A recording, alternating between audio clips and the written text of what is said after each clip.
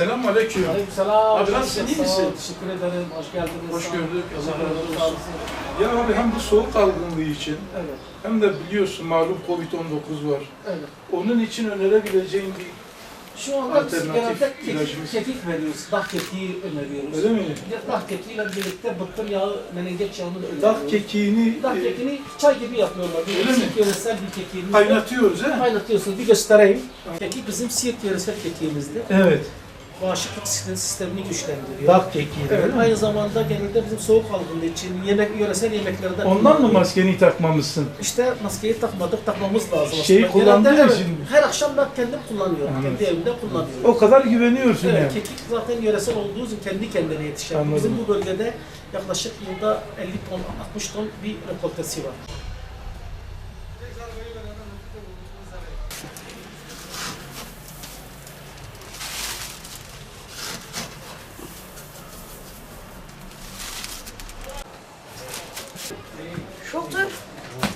Mellet Talih'in oğluyum. Bizim Siirt'te genelde bizi Mellet Talih olarak tanırlar. Ezelden beri bu işi yapıyoruz. Yukarıda dükkanımız vardı. Baharatçılık mesleğiyle uğraşıyoruz. Yaklaşık 80 yıllık bir mazimiz var. Baharatçılık mesleğiyle uğraşıyoruz. Siirt'te tanınan bir ailedeniz. Kekik, sumak, menengeç, efendime söyleyeyim nane, baharat türlerin hepsini hemen hemen %80'i biz satıyoruz. Genelde Siirt ürünlerini de biz çoğunlukta biz satıyoruz. Zaten genelde kekikle birlikte çok baharatlara bir talep oldu. Ama en fazla satışımız kekik üzerinde. Biliyorsunuz kekik de Siirt yöresinde çok fazla, yaklaşık yılda 50-60 ton bir rekoltesi var. Siirt'in Tillo ilçesinde, Gökçebağ'da ve civar yerlerde genelde dağda kendi kendine yetişen bir bitkidir. Çok faydalı bir bitkidir. Şekerden başka tansiyon için, koronaya karşı özellikle çok kullanılıyor. Yani bağışıklık sistemini güçlendiği söyleniyor. Kekikte bir patlama yaşadık bu sene. Doğal kendi kendine yetişen bir bitki örtüsünden oluyor zaten. İçindeki şeyleri biz fazla bilmiyoruz ama genelde yani çok faydalı olduğu söylenir. Ezelden beri bizim Siirt yöresinde, hatta Siirt'te Arapçada bir çorba zahtar diye bir şeyimiz var, çorbamız var.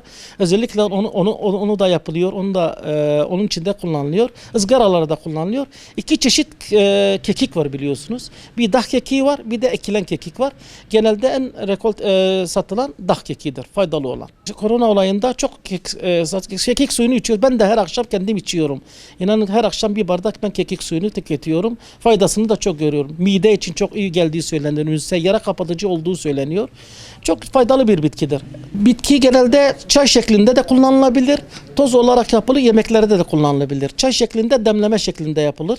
Yemeklerde ise toz halinde dövüldükten sonra yemeklerin üzerine serpilir.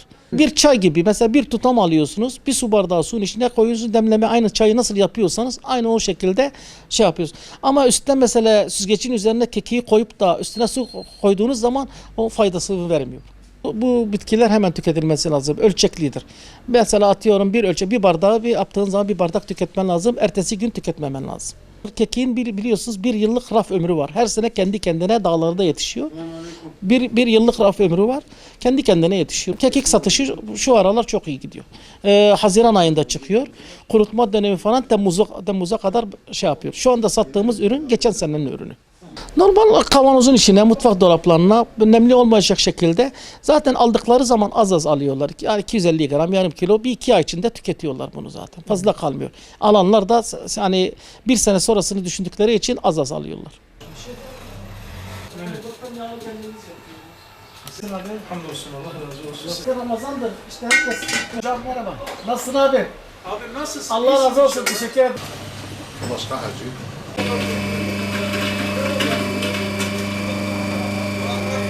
Ne yapıyorsun?